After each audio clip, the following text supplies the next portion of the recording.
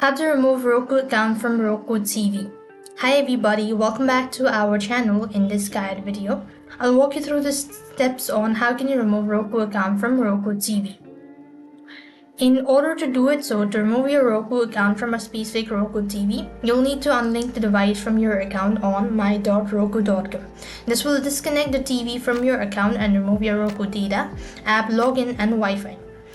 So other thing what you could also do is alternatively, you could also perform a factory reset on your Roku TV. In order to do it, you want to navigate to settings on your Roku TV. Then you want to choose system from the settings menu. After which you want to select advanced system settings and choose factory reset and follow the on-screen prompt.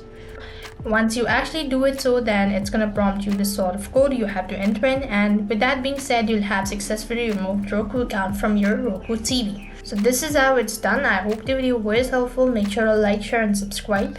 Thank you for watching. See you in the next video.